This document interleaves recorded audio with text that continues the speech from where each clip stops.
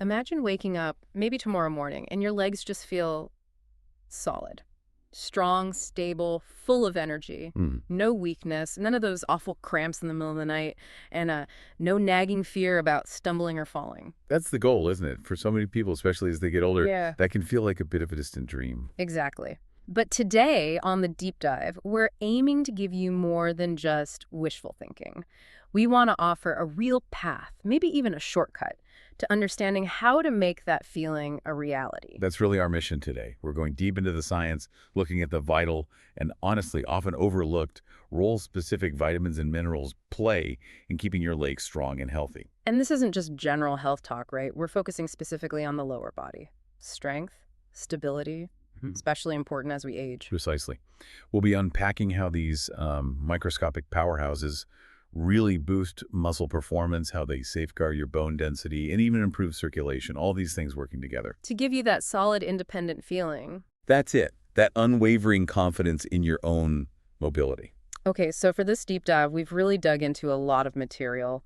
Cutting-edge research, clinical studies, insights from experts in nutrition and aging. Yeah, we've tried to distill the absolute must-knows, what nutrients you really need for optimal leg strength. And it's not just about what to eat, it's understanding why these specific nutrients are so incredibly crucial, especially right now. And that why now is key, because look, our bodies change. That's just a fact of life. Things that used to be easy. Like running upstairs without thinking twice. Right, or getting up from a low sofa, or just enjoying a long walk without feeling it afterwards. These can become, well, surprisingly challenging. And it's more than just an inconvenience, isn't it? It bumps up the risk of falls, creates this sense of fragility, maybe. Absolutely. So Mhm. our aim today is really to empower you, to give you proactive knowledge, the tools you need to maintain an active, independent life, a self-assured life. It's about keeping you moving freely, confidently, owning your mobility. Couldn't have said it better myself. All right, let's dive in. Where should we start? How about with the one often called the super vitamin for leg strength, vitamin D? Good starting point. Because, we always hear vitamin D and bones in the same breath. Right. Calcium absorption, strong bones, that's the standard story. But its impact on your actual leg strength is, well, it's much more profound and direct than most people realize. It's a game changer for muscle function, too. So how does that connect to the changes we see with aging, the natural decline in bone density and muscle mass? Well, that decline is a natural process. It happens. Everyday movements get harder. But here's what the research highlights, something often missed. Vitamin D deficiency is a major, often ignored cause behind this decline. Ignored. Wow. Yeah. It's not just making bones brittle. Low vitamin D levels directly hit your leg muscle function, your balance, your coordination. The link is much tighter than just helping with calcium. And it actually gets harder to get enough vitamin D as we get older, doesn't it? Even if you try to get some sun. That's a crucial point.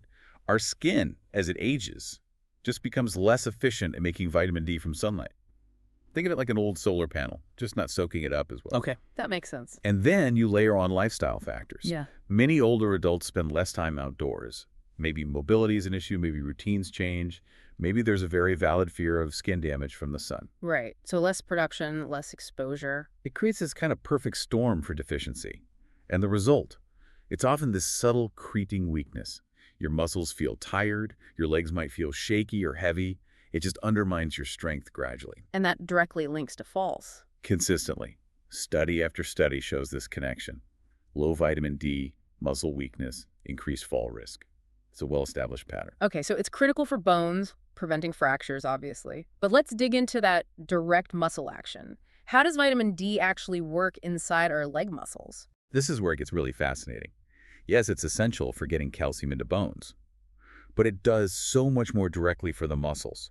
Think of it like a signal booster and a repair crew chief, all in one. Okay, signal booster and repair chief. I like that. First, it boosts neuromuscular transmission. That's the communication line, the high-speed internet, between your brain and your leg muscles. Yeah. Vitamin D helps make sure those signals are strong, clear, instant. So your legs know exactly what to do right away. Precisely. And second, it's vital for protein synthesis. That's the process your body uses to repair muscle damage, build new muscle tissue, keep everything maintained. So without enough vitamin D, The signals get fuzzy, muscle repair slows down, your legs just can't perform at their best, they feel sluggish, less responsive. And you mentioned something about fast twitch muscle fibers. Those sound important, especially for quick reactions. Absolutely critical. Fast twitch fibers are your emergency responders.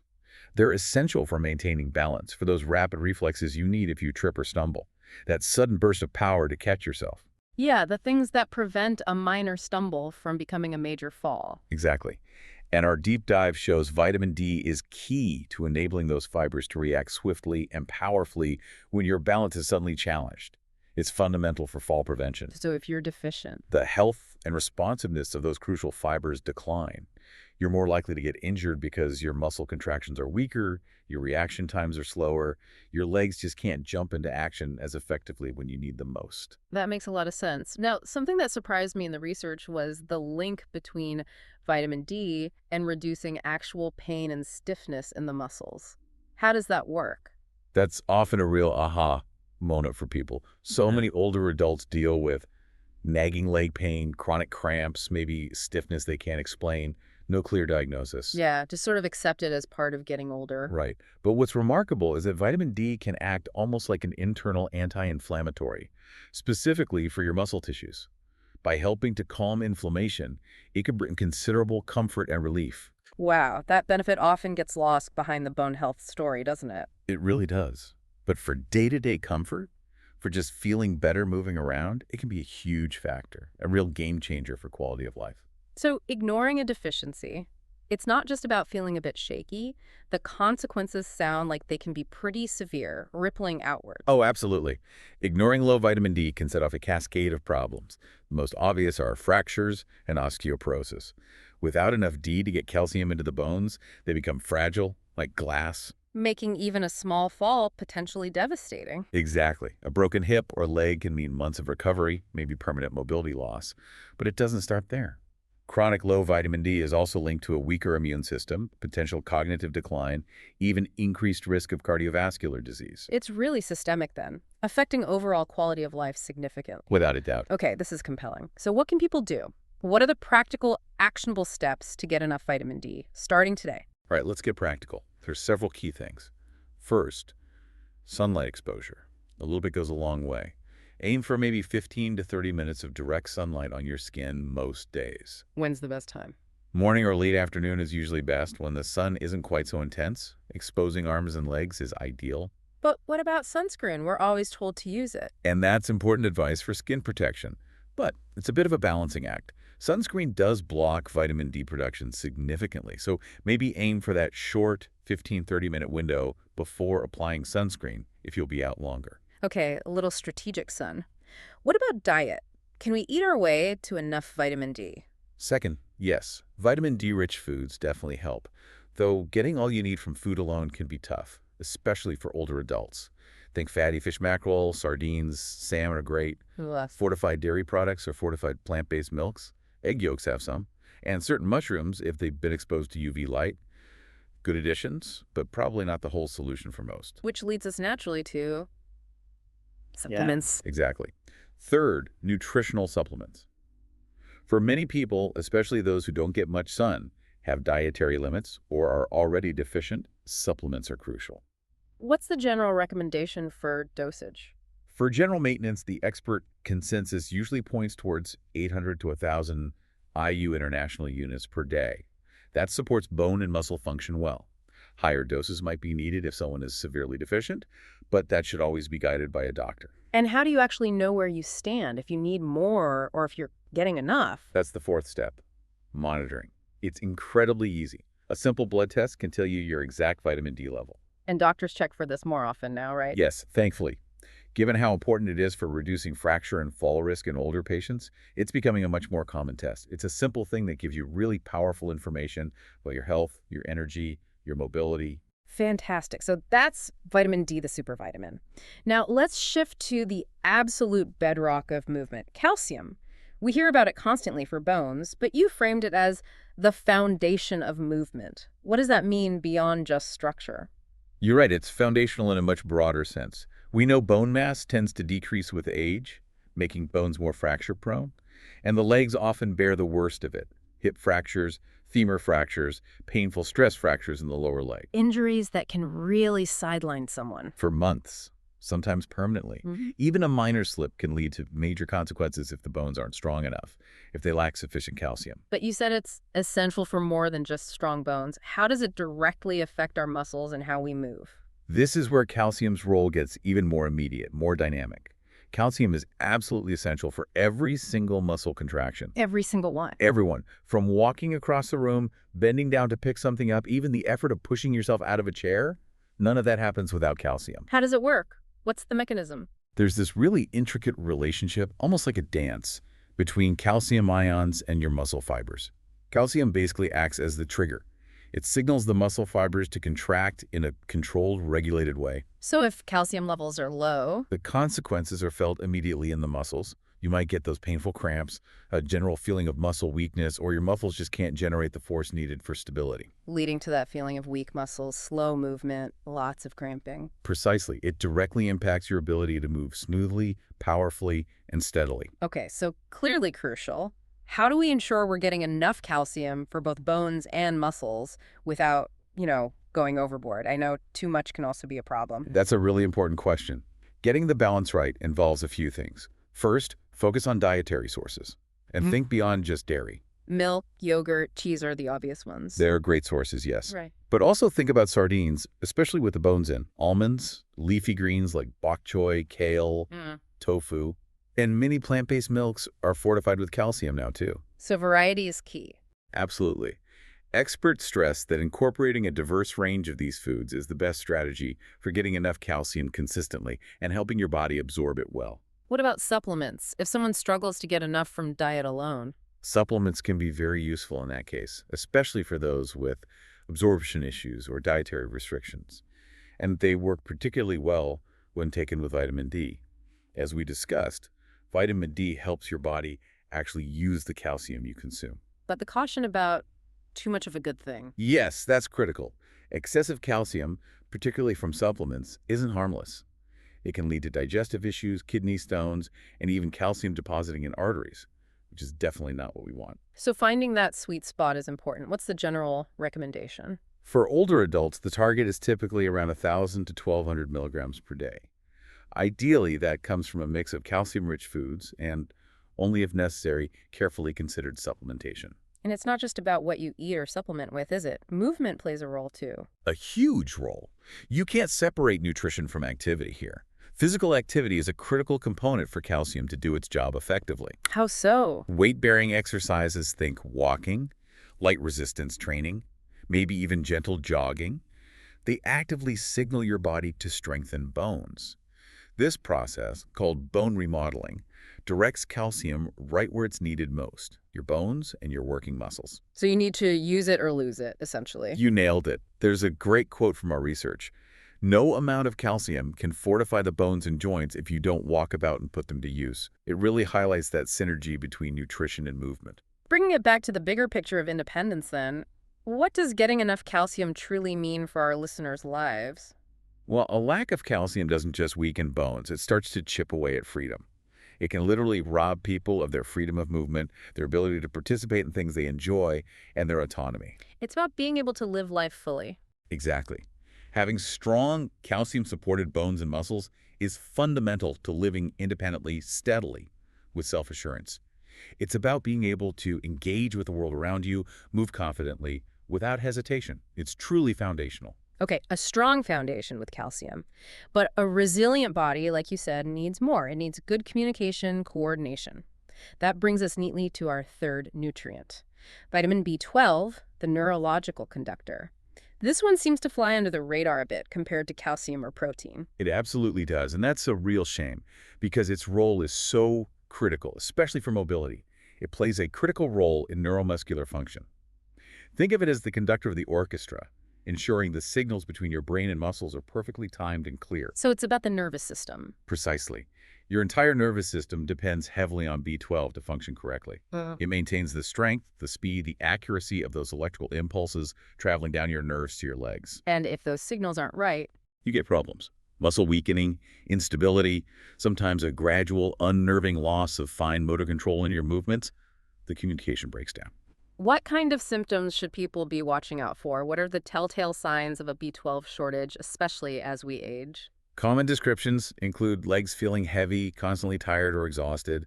Often there's also numbness or that pins and needles tingling sensation. Self-zooing symptoms for sure. Very. But here's the kicker. Our research shows B12 deficiency is surprisingly prevalent among older adults, much more common than people think, and it often gets mistaken for just general aging. Why is it so common in older populations? Is it harder to absorb or something else? It's largely about absorption. B12 absorption is, well, it's a delicate process. It needs two things from your stomach. Sufficient stomach acid and a special protein called intrinsic factor. And those decline with age. Yes, stomach acid production naturally tends to decrease as we get older. Plus, conditions like gastritis or acid reflux are more common, and many older adults take antacid medications long term. Which would further reduce stomach acid. Exactly. All of these things hinder that already delicate absorption process. Add in the fact that some older adults might not eat as many B12-rich foods, and you get this gradual but constant loss of B12 over time. It often sneaks up. And if it goes untreated, the consequences sound serious, potentially even permanent damage. Unfortunately, yes. Leg weakness and fatigue are just the start. If a B12 deficiency goes untreated for too long, there's a very real risk of irreversible nerve damage. Wow. Irreversible. It can significantly impair reflexes, balance, coordination. You might see people having trouble walking, experiencing more frequent falls, or just feeling like their legs don't work as well as they once did. And the danger is mistaking it for just getting older. Precisely. It's often subtle, gradual, so people just accept it. But the tragic part is it's often completely avoidable and treatable if caught. Completely avoidable. That offers real hope. So if someone does address a B12 deficiency, what happens? Can things improve? Oh, absolutely. The good news here is really encouraging. Restoring B12 levels can make a significant difference, often quite quickly, in both energy and movement. So people feel stronger, more endurance. Yes. Research clearly shows improvements in strength, endurance, and overall leg function when older adults correct a B12 deficiency. It can be truly transformative, bringing back a real sense of vitality. That's fantastic. So where do we get this crucial conductor? What foods are rich in B12? This is important. Vitamin B12 is virtually solely present in animal products. You really can't get reliable amounts from plant foods. Okay, so animal products are key. Like what? Lean meats, beef, chicken, seafood is excellent, eggs, dairy products. And organ meats like liver and shellfish, especially clams, are absolute B12 powerhouses. What about people on plant-based diets then? Or those with absorption issues? For them, supplementation becomes essential. B12 pills or even injections are necessary. Also, many foods are fortified now. Some breakfast cereals, plant-based milks, check the labels. But relying solely on fortified foods might not be enough if absorption is poor. Speaking of supplements, is B12 safe to supplement with? Maybe even at higher doses if needed. Yes. Generally, B12 is considered one of the most safe supplemental vitamins. It's water-soluble, meaning your body typically just eliminates any excess through urine. So taking higher dose pills or getting injections is generally okay for older adults, especially with absorption problems. It can be a very safe and effective strategy for many, yes. It ensures that neurological system gets what it desperately needs. And how do you stay on top of it? Make sure levels are optimal? Again, monitoring is key. Regular blood tests are the way to go. They let you track your levels accurately and make sure you're staying in that optimal range, preventing that slow loss of leg function that comes with deficiency. It's a proactive step. A very proactive, preventative step that can make a huge difference in long-term mobility and quality of life. So tying this all together, having strong legs really isn't just about muscle size. It's deeply connected to this internal communication system. Exactly. True strength, true responsiveness in your legs depends fundamentally on the efficiency, the speed, the coordination of your neurological system. The brain sending clear, instant signals. The experts really stress that point, don't they? They do. Your legs won't react properly unless your nerves are firing properly. Yeah. So maintaining good B12 levels, it's one of those underappreciated but potent tactics for retaining mobility, agility, and overall quality of life. It ensures the command center supports every single step. Moving on to our fourth crucial nutrient, magnesium. We're calling this one the master regulator of muscles. That sounds incredibly important. What does it do? Magnesium really lives up to that name. It's fundamental in facilitating the smooth contraction and relaxation of your muscles with every single movement, every stride. Contraction and relaxation, both sides. Both sides. It's the master regulator, supporting endurance, reducing muscle fatigue, and, crucially, preventing those awful muscle spasms and cramps. It's involved in hundreds of biochemical reactions, so its role in effortless muscle function is absolutely central. And speaking of cramps, that's often one of the first things people think of with magnesium deficiency, right? Along with restless leg syndrome. They're definitely among the most prevalent, yet often underdiagnosed signs of magnesium insufficiency. Think about those agonizing nighttime leg cramps that just jolt you awake. Ugh, yes. They Horrible. make it hard to sleep, leave you sore. It's often a clear signal your body is struggling to manage muscle relaxation properly. Magnesium helps calm down those hyperactive nerve signals that trigger unexpected muscle stiffening or involuntary contractions. It brings calm to the muscles. But it's not just muscles, is it? The research points to a role in bone and joint health, too, even though calcium gets the spotlight. Right. While calcium is the star player for bone density, magnesium is a crucial supporting actor, essential for both strong bones and healthy joints. How does it support bones? It plays this vital, behind-the-scenes role in regulating calcium transport. Magnesium helps ensure calcium actually goes into the bones to strengthen them instead of ending up in soft tissues like joints or arteries where it can cause pain, stiffness, and other problems. So it helps calcium get to the right place. Exactly. And research backs this up. Studies show higher magnesium intake in older adults correlates with stronger bones and a lower risk of fractures. It's a quiet hero for the whole skeleton. Given how important it is, why is magnesium deficiency apparently so widespread? It feels like we should be getting enough. It's unfortunately common, and there are a few key reasons. Chronic stress is a big one. Stress depletes magnesium. Certain medications are another major factor, Which one? many that are common among older adults. Diuretics, some blood pressure medications, and those proton pump inhibitors used for acid reflux. They can significantly lower magnesium levels over time. And diet plays a role too. Definitely. Poor eating habits, diets low in magnesium-rich whole foods, can lead to this deficiency that stealthily erodes strength, endurance, and flexibility. People notice a slow but steady decline in stamina, more fatigue after activity. And again, they might just blame aging. Exactly.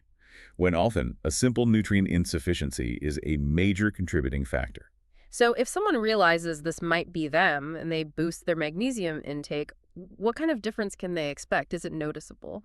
The impact can be surprisingly quick and noticeable. Replenishing magnesium often brings rapid relief from cramps, a definite boost in energy levels, and just a greater sense of comfort and ease when moving. So legs feel less heavy, more responsive. That's what the research describes a remarkable resurgence. Legs feel lighter, react with more vitality. People report better sleep because the cramps are gone, and overall mobility improves. Plus, by helping regulate neuromuscular connections, it improves balance and coordination too. That sounds amazing. And the good news is magnesium is in a lot of really healthy, tasty foods, right? It really is. Lots of great dietary sources. Legumes, beans, lentils, nuts and seeds are fantastic. Leafy green vegetables like spinach, avocados, pumpkin seeds, black beans. Lots of accessible options. What about supplements if diet isn't quite enough? Supplements can definitely help bridge the gap. Experts often recommend forms like magnesium citrate or magnesium glycinate, as these tend to be more easily absorbed by the body, ensuring you get the most benefit. Excellent. Okay, number 5 on our list is potassium, the fluid balancer and impulse mediator. Most people probably think bananas right away. They do. And bananas are a good source, but potassium's role is much bigger, and the sources are much broader. Let's go back to that leg cramp scenario. Waking up in agony. Right. Low potassium is a very common culprit behind those. Why? Because potassium is absolutely crucial for maintaining the right balance of fluids inside and outside your cells. This fluid balance is essential for muscles to work correctly. So low potassium disrupts that balance. Exactly. It leads to those uncontrolled, painful contractions. And for older adults, maybe with other underlying issues, these cramps can be more than just painful. They can be genuinely debilitating. But it's more than just cramps. What about that shaky feeling some people get after standing or general leg stiffness? Where does potassium fit in there? This is about its role as an impulse mediator. Potassium helps facilitate the electrical signals traveling from your nerves to your muscles, ensuring smooth, regulated movement. Like B12's role, but maybe more on the muscle side? Kind of. If potassium levels are low, the brain signals to the leg muscles can get weaker or slightly delayed. This can show up as weakness, that shakiness after standing, or even difficulty lifting your feet properly when walking that shuffling gait. All things that increase fall risk. Significantly. Maintaining stability, a smooth gait potassium is fundamental for that. And here's another surprise from the research. Potassium is actually important for bone health, too. I didn't see that coming. Definitely one of the lesser-known benefits. But yes, potassium plays an unexpected but important role in keeping bones strong. Oh. It helps neutralize acidic compounds that naturally build up in the body. If these acids aren't neutralized, they can gradually leach calcium from the bones, reducing density over time. So potassium protects the bones from acid erosion, essentially. That's a good way to put it. Research indicates that diets consistently high in potassium can help slow down bone loss, reducing the risk of osteoporosis and helping maintain structural strength, especially in those crucial leg bones. Okay, so definitely important. How do we get enough? Beyond bananas, what are the potassium powerhouses? Lots of great options. Avocados are fantastic. Spinach, again. Beans are a great source. Yeah. Oranges, sweet potatoes. And interestingly, a baked potato with the skin on actually packs more potassium punch than a banana. Wow, really? Good tip. So, and variety is your friend. Aim for a mix of these fruits and vegetables daily. What's the daily target? Yeah. And any cautions with potassium? The general recommendation is around 3,400 milligrams a day for men, 2,600 for women. Usually achievable with a balanced diet rich in those foods we mentioned. But there's a caution. A very important one. If you have kidney disease, high blood pressure, or take certain medications like some diuretics or ACE inhibitors that affect potassium levels, you absolutely must talk to your doctor before aiming for high potassium intake or considering supplements. Too much or too little potassium can be dangerous with certain conditions. Medical guidance is crucial here. Got it. Safety first. Yeah. Okay, moving on to number 6. Vitamin K, the calcium traffic controller. You hinted at this earlier, saying calcium and D aren't enough on their own. This sounds like a key piece of the puzzle. It really is a key piece, and it fundamentally shifts how we should think about bone health. We focus so much on getting calcium in, but vitamin K is all about making sure it goes to the right place. The traffic controller, I like that analogy. It's perfect. Vitamin K's crucial job is to prevent calcium from building up in places it shouldn't be, like your arteries, where it causes hardening and stiffness or soft tissues. Instead, it actively directs calcium to your bones. Which is especially important for older adults. Critically important. It ensures the calcium you consume actually strengthens your skeleton, rather than potentially causing problems elsewhere, like cardiovascular issues or joint stiffness. So it actively makes bones stronger and reduces fracture risk by managing calcium placement. How does it do that biochemically? It activates a protein called osteocalcin. Think of osteocalcin as the glue that binds calcium to the bone matrix, the underlying structure of your bone. Without activated osteocalcin, which requires vitamin K, calcium can't effectively integrate into the bone. So K is like the key that turns on the glue machine. Exactly.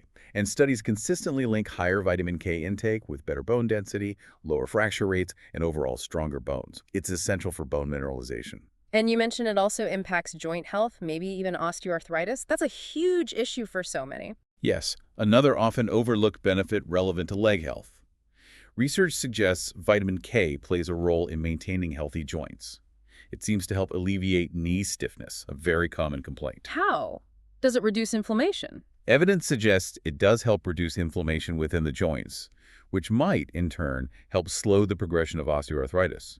So if you deal with knee pain or stiffness, especially after sitting, looking into vitamin K could be worthwhile, alongside medical advice, of course. And there's even a link to muscle strength and coordination, helping prevent falls. Yes, this is an emerging area of research, but it's promising. We know weak leg muscles increase fall risk. Newer studies suggest vitamin K might help maintain muscle strength and coordination. How might it do that? It seems to be involved in regulating calcium levels within muscle cells. Proper calcium handling inside the muscle is crucial for smooth, controlled contractions, preventing clumsy movements that lead to instability. Fascinating. So how do we get this vital traffic controller? And what's this difference between vitamin K1 and K2 I keep hearing about? Good question. There are two main forms. Vitamin K1 is the most common form from plants. You find it abundantly in leafy greens, spinach, kale, Swiss chard, collards, Brussels sprouts. Easy to get by adding a serving of greens daily. Okay, K1 from greens. What about K2? Vitamin K2 is often described as more potent in some ways. You find it in fermented foods, like natto, the Japanese fermented soybean dish, and some aged cheeses. Also in some animal products like liver and egg yolks. Why is K2 considered potentially more potent? It seems to have a longer life in the body and might be better at directing calcium specifically out of arteries and into bones. So K2 is seen as potentially very useful for that specific traffic control job. What about supplements for K?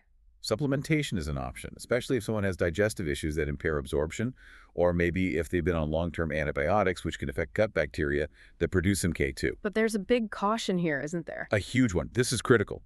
Vitamin K is directly involved in blood clotting. Therefore, it can interfere with blood-thinning drugs like warfarin. Okay, that's serious. Extremely.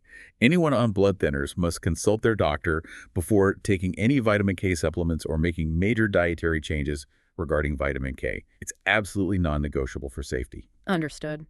Okay, our final nutrient for this deep dive, vitamin B6, also called pyridoxine. We're calling it the nerve and muscle refueler. Sounds like it covers a lot of bases for leg health. It really does. B6 is incredibly vital for strong legs and healthy muscles, yet its broad importance is often underestimated. It's involved in so many things. Like what specifically? Proper nerve function, muscle healing and repair after you use them, and efficiently using the protein you eat to actually build and maintain muscle tissue. So without enough B6, even if you have good muscle mass, It can still feel weak or fatigue easily. Research suggests even strong muscles can struggle or atrophy without adequate B6, making simple things like standing up or climbing stairs feel like a real uphill battle. and you mentioned is lesser known but crucial functions in nerve communication and coordination, how does that play out? Right. Similar to B12, but perhaps in different ways, a lack of B6 can slow down or misdirect nerve impulses. This can lead to symptoms like tingling, numbness, or even a shaky, unsteady gait. And again, the risk is mistaking these for just getting old. Exactly. People might think it's muscle loss, when really it's a nutrient deficiency affecting nerve communication that could potentially be corrected. It impacts neuromuscular function significantly. It also helps with inflammation and muscle recovery. That sounds really helpful for anyone active or dealing with aches. Hugely helpful. B6 plays a key role in regulating the body's inflammatory responses. Better regulation means less muscle pain after exertion and helps maintain flexibility and resilience in the muscles. So if recovery feels slow or stiffness lingers. Boosting B6 intake might be something to consider. If your muscles just aren't bouncing back like they used to, B6 could be part of the reason. It helps muscles recover efficiently. And there's a link to red blood cells and endurance too. How does that work? Yes, B6 is essential for synthesizing hemoglobin, the protein in red blood cells that carries oxygen. So it's about oxygen delivery to the muscles. Precisely. Your muscles need that oxygen for fuel, especially during sustained activity. Low hemoglobin, potentially due to low B6, means muscles don't get enough oxygen. Leading to that feeling of early fatigue, heavy legs, less stamina. Exactly. That feeling of being wiped out after even moderate activity. The research suggests that could be your body's way of saying, hey, I could use some more vitamin B6. It's a direct signal linked to energy production. Okay, makes sense. So where do we find this versatile B6 vitamin? What foods should we look for? Good news is B6 is found in lots of common, accessible foods. Chicken, fish like salmon and tuna are great sources. Bananas have B6, potatoes, chickpeas, and many fortified grains also contain it. So fairly easy to get through diet. For most people, yes. Including a variety of these foods daily should help naturally replenish levels and support nerves and muscles consistently. What about B6 supplements? Any considerations or warnings there? Supplementation might be needed for people with certain gut issues impairing absorption or very restricted diets. Daily needs are relatively small, around 1.5 milligrams for women, 1.7 milligrams for men, roughly. But there's a caution with high doses. Yes, unlike B12, there is a potential issue with B6. While getting it from food is safe, long-term misuse of high-dose B6 pills has been linked, in rare cases, to nerve damage. Okay, so more is not necessarily better here. Definitely not with high-dose supplements over long periods. The research strongly emphasizes prioritizing a well-rounded diet abundant in B6 sources. That ensures a steady, safe supply without the risks associated with megadoses. Wow, what an incredible journey through these 7 nutrients. Vitamin D, calcium, B12, magnesium, potassium, vitamin K, and B6. It's truly amazing to see how they all work together. Isn't it? Individually important, but collectively they have this immense power to really transform leg health, and with it your overall sense of well-being and independence. Just understanding these connections feels empowering. It gives you a real handle on how to maintain that independence, that high quality of life as you age. Absolutely. This deep dive wasn't just about information. It was about empowering you, the listener, with actionable knowledge so you can make informed choices for stronger, more resilient legs. It moves beyond just treating symptoms to understanding the fundamental nutritional support your body needs. Exactly, supporting your body from the ground up, quite literally. So, as everyone listening reflects on just how interconnected everything in the body is, here's a final thought to maybe mull over. What other health challenges, things that seem isolated, might actually have roots in a subtle nutrient deficiency, just waiting to be uncovered? That's a great question to ponder. And we really hope you take the knowledge from today and think about what small, consistent changes, maybe in diet, maybe lifestyle, you could implement. Even small steps done regularly can lead to really significant improvements in mobility, comfort, and just enjoying life more fully. Thank you so much for joining us on the deep dive.